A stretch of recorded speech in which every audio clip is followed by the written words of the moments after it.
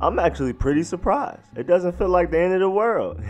Welcome back to Street Scores. It's your boy Rico giving y'all an all-season edition of Redskins Report. Today's topic, Redskins coaching and office staff update. Everything you need to know, details, and expectations. Let's get it.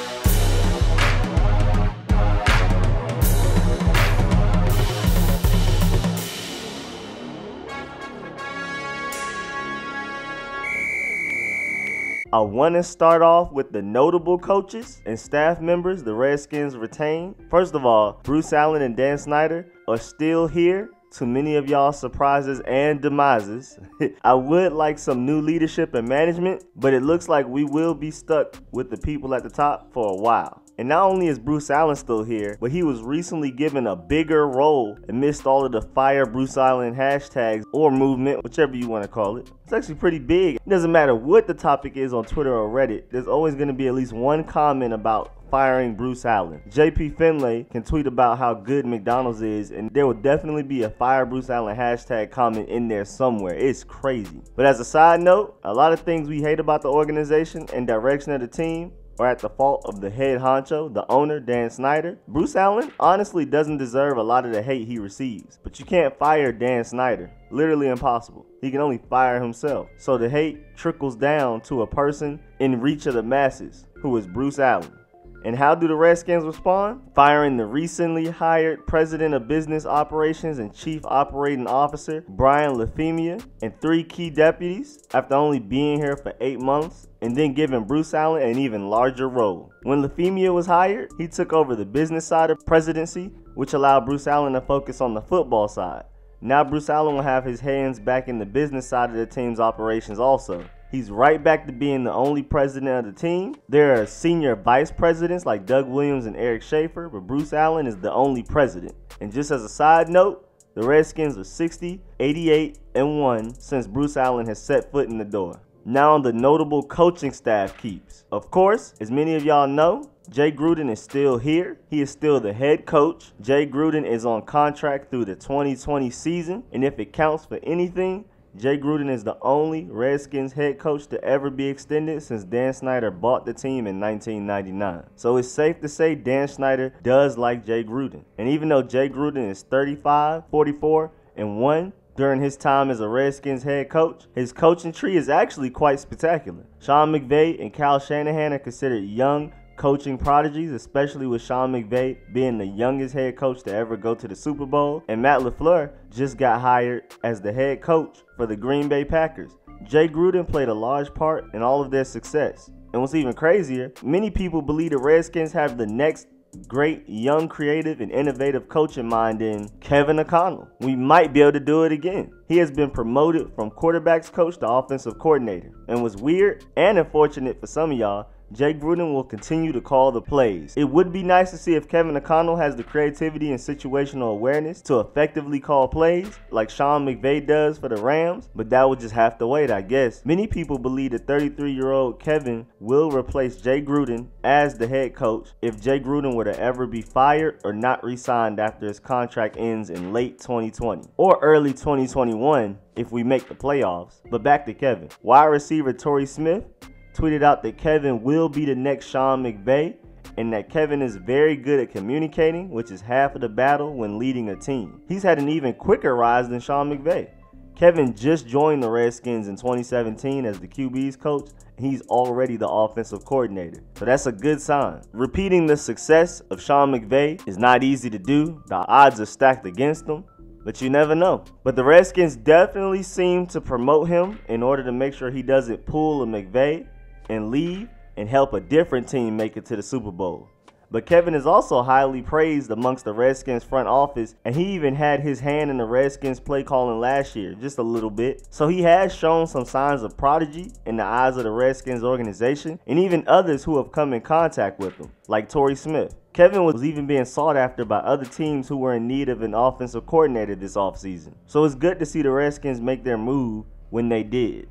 This is also a great move for the Redskins if they choose to draft a quarterback in a few months, especially in the first round, because Kevin will then have his very own quarterback to groom. Jay Gruden also said he promoted Kevin because, quote, to get some new thinking and fresh thinking into the offense, unquote.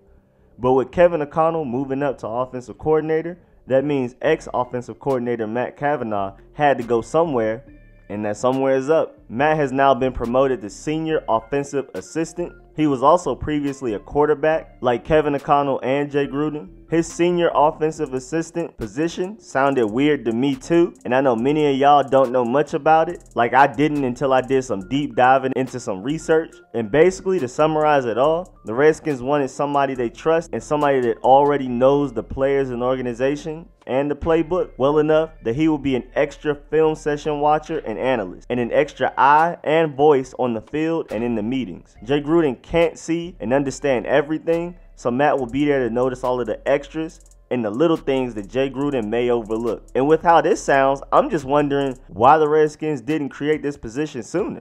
I'm definitely expecting to see an improved offensive system. Now on to the defense. And before I celebrate one of their recent notable hires, I want to celebrate how the Redskins held on to several key assistant coaches. They kept Greg Minuski, who has been the defensive coordinator for the Redskins since 2017. And when there were no major injuries on the defense actually performed pretty well for him. But the Redskins front office is a special type of different with how they operate. And they had Greg Minuski in with them in their interviews with other defensive coordinator candidates. Like, who does that? What kind of thing is that, to have the old guy on the fringe of getting fired in there with the interviews of the new candidates that's trying to take his job? That's so weird. But hey, it doesn't surprise me at all. That's just how Dan Snyder and Bruce Allen like to do things, I guess. But even though many people don't agree with me, I don't hate Greg Minuski like many people do. I prefer for us to run a more aggressive defense, but to his credit, we don't exactly have the personnel to run more man blitzes. And now to celebrate the main two people the Redskins retained that's worthy of celebration. And that's Bill Callahan and Jim Tomsula. Those were great moves to retain them.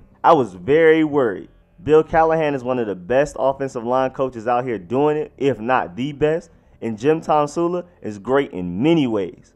First of all, keeping him will have some continuity in the coaching of the Redskins' best position group, the defensive line, a young one at that.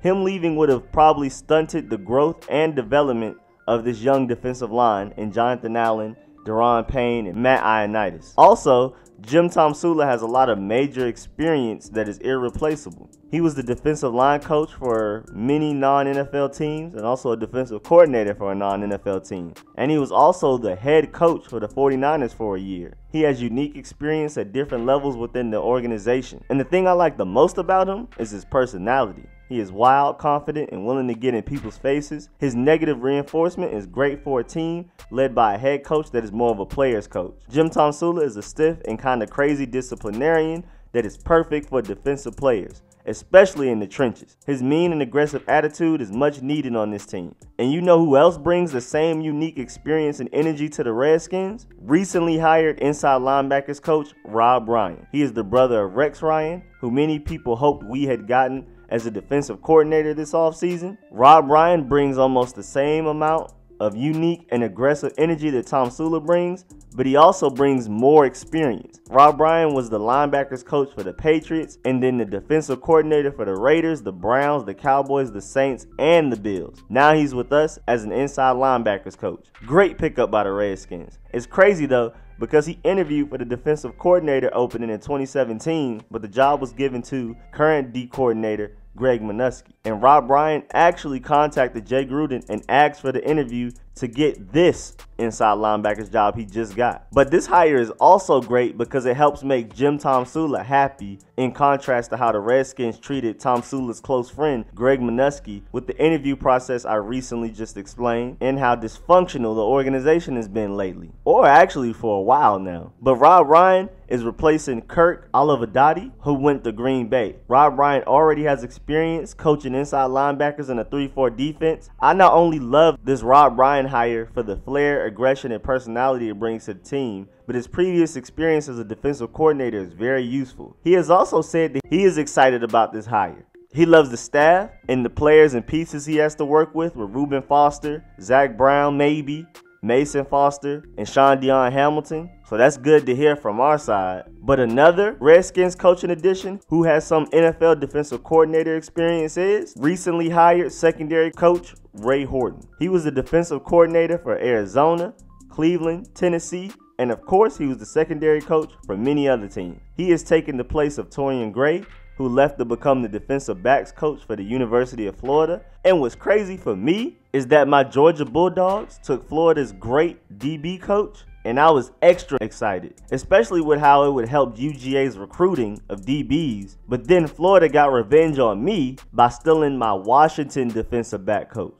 I was like, wow, when I thought about everything and how it all came full circle, I was just stunned. But then again, Ray Horton may be an upgrade. He certainly has more experience than Torian Gray did, but we will see how it turns out. But one thing I am happy about is that Jay Gruden and the Redskins are solidifying their coaching staff as early as January, so they are ready to hit the door running when the draft comes and the real offseason hits with minicamp and training camp and all of that stuff. Two other notable hires were Nate Kazar as the special teams coach and Brian Angelicchio as the tight ends coach. Hopefully Brian can get the most out of developing a Jeremy Sprinkle and Matt Flanagan, with Jordan Reed being injury prone, and plus Jordan Reed can't really block. And Vernon Davis is getting up there in age, especially for somebody that relies on speed. But at least Jeremy Sprinkle is a good blocker already. He just needs to develop into a receiving threat, at least to some extent. And also, hopefully Nate is able to get the Redskins return game going, who was dead last in the league in kickoff return yards. But at least the Redskins were 9th in average punt return yards. And what he really has going for him is he arguably has the best punter in the game. Tress Way led the NFL with 41 punts inside the 20-yard line, which is tied for 7th all time. So he basically had the 7th best punting season in NFL history. He also finished the season with 0 touchbacks. You hear me? 0 touchbacks. That has only been done 3 times since 1991. And somehow he didn't make the Pro Bowl. But apparently, the NFL doesn't like greatness. But anyway, Nate is lucky to have Tress Way at his disposal. Jay Gruden said he liked Nate because he said, quote, noticed and admired the intensity his units have played with, unquote. So I'm excited to see how our new special teams looks going into fall 2019. They will be intense, they will be hitting, they will be running, they will be making plays, and not allowing the other team to change the game through special teams. Because that hurt. Special teams can make or break you sometimes. And just in case somebody cares, Malcolm Blacken is the Director of Player Development. Chad Englehart is Head of Strength and Conditioning. Chad Grimm is the Outside Linebackers Coach. Ike Hillard is the Wide Receivers Coach. Randy Jordan is the Running Backs Coach. Paul Kelly is the Director of Football Operations. Kyan Lathan is the Strength and Conditioning Assistant. Cannon Matthews is Defensive Quality Control. Chris O'Hara is Offensive Quality Control. Brett Muncy is the Special Teams Assistant. Phil Rosher is the Offensive Line Assistant. James Rowe is the Defensive Backs Assistant. And Jake Sincall is the Strength and Conditioning and Nutritionist Assistant. This is all on the Redskins website under Coaching Roster if you wanted to see this list for yourself and see what they look like. And that was the full update on the Redskins' current coaching roster and office staff. Many key acquisitions, many key coaches retained, along with Bruce Allen receiving a larger role. Which coaching and office additions do you love or hate? Who did the Redskins keep that they should have fired? Who did the Redskins not get that you wish they would have gotten? But that's it for this off-season episode of Redskins Report. Thanks for the view. I'm going to keep bringing y'all occasional updates on the Redskins throughout this entire offseason from December to August. This will include roster moves, draft prospects, scouting reports. I got y'all back. Just make sure y'all get in them comments and let me know how y'all feel about this topic. Let me know how y'all feel about the questions I just asked. But make sure y'all Dolomite Fake punch that like button, favorite, subscribe, I'll subscribe back, and most importantly, comment and share. And again, thank y'all for the support. I'll catch y'all later. Make sure y'all get ready to enjoy that Super Bowl. I'm out.